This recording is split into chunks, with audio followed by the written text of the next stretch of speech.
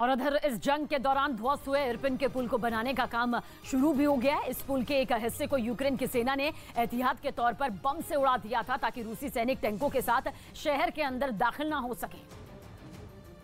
और अब उसे बनाने का काम तेज हो गया। इसके लिए सबसे पहले पुल के बगल में एक कच्चा पुल बनाया गया ताकि इरपिन नदी का पानी बहता रहे और उससे जरूरी काम भी लिया जा सके।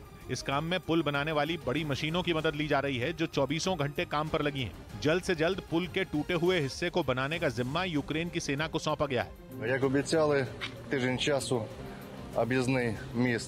इरपिन नदी पर बना ये वही पुल है जिसे पार कर रूसी सेना राजधानी कीव में दाखिल हो सकती थी, लेकिन उसे ऐसा करने से रोकने के लिए इसे ब्लास्ट कर तोड़ दिया गया था।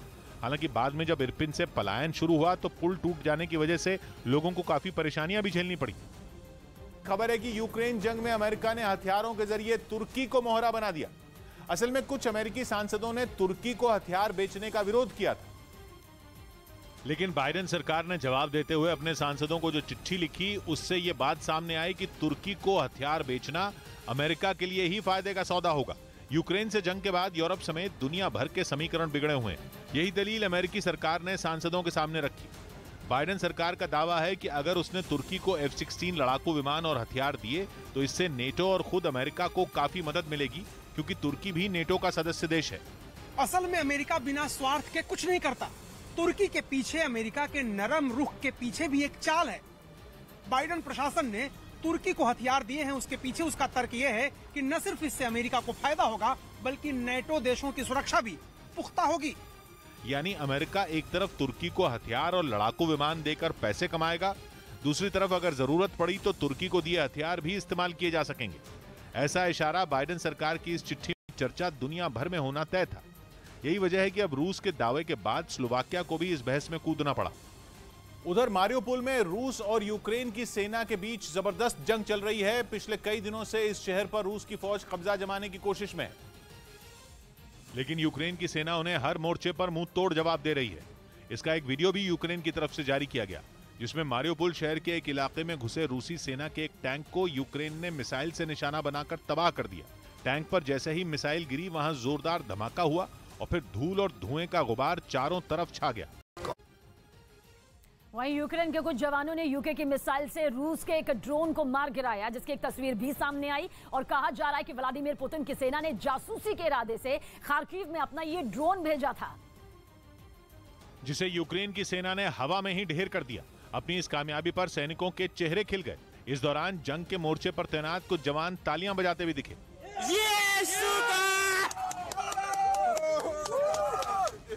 दावा है कि ज़ेलेंस्की के जवानों ने यूके में बनी स्टार स्ट्रीक मिसाइल से यह कारनामा किया, जिसका एक वीडियो भी सामने आया।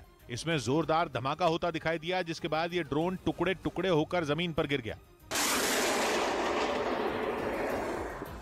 यूक्रेन के जवानों ने अपनी इस कामयाबी के लिए बोरिस जॉनसन सरकार को भी धन्यवाद दिया, क्योंकि इस एयर डिफेंस सिस्टम का इस्तेमाल करने के लिए ब्रिटेन ने यूक्रेन के सैनिकों को ऑनलाइन ट्रेनिंग दी थी। इससे दागी गई मिसाइल करीब 5000 किलोमीटर प्रति घंटे की रफ्तार से अपने टारगेट की तरफ बढ़ती है और इसी वजह से दुश्मन के लड़ाकू विमानों और हेलीकॉप्टरों को संभलने तक का वक्त नहीं मिलता। सिर्फ 14 किलो वजन वाले इस एयर डिफेंस सिस्टम को कंधे पर रखकर भी इस्तेमाल किया जा सकता है। खबर है कि यूक्रेन से जारी जंग के बीच रूस के अमीरों का नया ठिकाना तुर्की बन गया है। बताया जा रहा है कि रूस पर लगातार लग रहे बैन से बचने के लिए रूस के पैसे वाले लोग तुर्की का रुख कर रहे हैं। यही नहीं, रूस के कुछ अमीर लोगों के तुर्की में एक ही बार कई अपार्टमेंट खरीदने की भी खबर है, और वो ऐसा इसलिए कर रहे हैं ताकि उन्हें तुर्की से गोल्डन पासपोर्ट मिल जाए। तुर्की में अगर कोई विदेशी 1 करोड़ 90 लाख रुपए की प्रॉपर्टी खरीदता है तो उसे वहां की नागरिकता मिल जाती है, लेकिन इसके साथ शर्त यह भी है कि उस प्रॉपर्टी को उसे 3 साल तक अपने पास ही रखना होता है, यानी कि उसका मालिक 3 साल तक वही व्यक्ति ही रहेगा। पिछले महीने तुर्की के विदेश मंत्री पहले ही ये साफ कर चुके हैं कि रूस के अमीर लोग अगर वहां आकर व्यापार करना चाहें तो उन्हें इस पर कोई ऐतराज नहीं है। और वहीं यूक्रेन के निकोलाव शहर में गिरी रूसी मिसाइल ने लोगों में दहशत पैदा कर दी, जिसका एक वीडियो भी सामने आया, जिसमें रात के अंधेरे में शहर के बीचों बीच एक मिसाइल कुछ इस तरह से गिरती नजर आई। जैसे ही आसमान से मिसाइल गिरी, जोरदार धमाका हुआ और चारों तरफ आग की लपटें देखिए किस तरह से दिखाई देने लगी। विस्फोट इतना भीषण था कि ऐसा लगा मानो रात में ही सूरज निकल आया हो। धमाके के 4-5 सेकंड तक तो चारों तरफ कुछ इस तरह से उजाला नजर आया जो आप देख रहे हैं। दावा किया गया कि यह मिसाइल रूस की तरफ से दागी गई थी और इस हमले में यूक्रेन को ज्यादा नुकसान तो हालांकि नहीं हुआ, लेकिन एक सुरक्षाकर्मी जख्मी हुआ। अब यूक्रेन में चल रही भीषण बमबारी के बीच पूरी दुनिया में एक नई आर्थिक जंग भी छिड़ गई। ऐसी जंग जिसके बाद शायद पूरी दुनिया में कारोबार का तरीका ही बदल जाए। लेकिन दुनिया में हो रहा यह बदलाव अमेरिका के लिए बड़े खतरे की घंटी है, क्योंकि दुनिया के कई बड़े देश अब व्यापार में डॉलर का इस्तेमाल बंद कर सकते हैं। दशकों से अंतर्राष्ट्रीय व्यापार में डॉलर का इस्तेमाल होता रहा है। इसका सीधा फायदा अमेरिका को मिलता है, लेकिन रूस पर लगे प्रतिबंधों के बाद दुनिया बदली बदली दिखने लगी है। एक तरफ रूस ने बिना डॉलर के व्यापार करने की रणनीति बनाई, तो दूसरी तरफ दुनिया के कई बड़े देश रूस के बताए रास्ते पर चलने भी लग गए। दावा है कि भारत और रूस के बीच कच्चे तेल की डील में डॉलर का इस्तेमाल नहीं होगा। पता चला है कि चीन और रूस के बीच कोयले की डील चीन की करेंसी युआन में होगी। चीन और रूस के बीच कच्चे तेल की डील भी युआन में ही होने की खबर है। इसके अलावा रूस जिन भी देशों में कच्चा तेल और नेचुरल गैस एक्सपोर्ट कर रहा है, उनसे रूबल में पैसे देने को कहा गया है। और रूस की इस चाल के बाद अंतर्राष्ट्रीय बाजार में रूस की करेंसी रूबल काफी मजबूत हो गई। लेकिन अमेरिका के लिए झटका केवल इतना ही नहीं है। खबर यह है कि दुनिया के कई बड़े देशों को रूस का कारोबार करने का यह तरीका पसंद आ रहा है, जिनमें चीन सबसे आगे है। पहले से अमेरिका के साथ ट्रेड वॉर में फंसा चीन इस मौके का फायदा उठाने से बिल्कुल नहीं चूकना चाहता। चीन सबसे ज्यादा कच्चा तेल सऊदी अरब से खरीदता है। खबर यह है कि चीन ने सऊदी अरब के साथ सौदेबाजी करनी शुरू भी कर दी।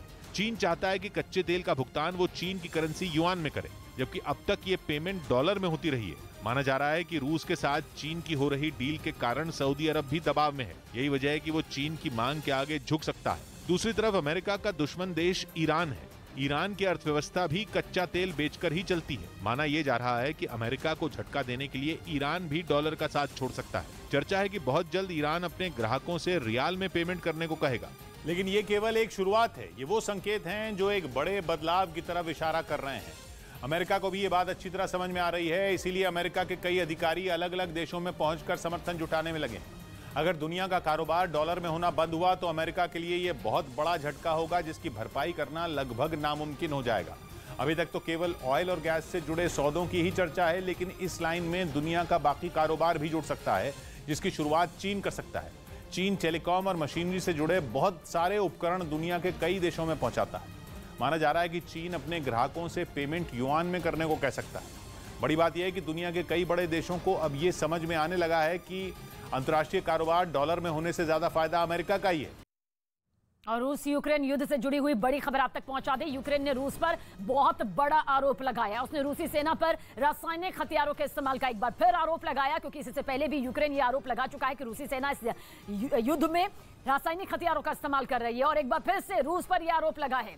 यूक्रेन के मुताबिक रूसी सेना ने इसका इस्तेमाल मारियोपोल शहर में किया, वो शहर जो युद्ध शुरू होने के बाद से ही महातबाही झेल रहा है। यूक्रेन का दावा है कि मारियोपोल पर कब्जे के लिए अब तक रूस ने रासायनिक हथियारों का इस्तेमाल शुरू कर दिया है। यूक्रेन की तरफ से बताया गया कि केमिकल वेपन के हमले के बाद शहर में बड़ी संख्या में लोगों के तबीयत खराब होने की शिकायत सामने आई। तो यूक्रेन कह रहा है कि रूसी सेना ने मारियोपोल में रासायनिक हथियारों का इस्तेमाल किया है। रासायनिक हथियार जो कि बेहद खतरनाक हथियार होते हैं।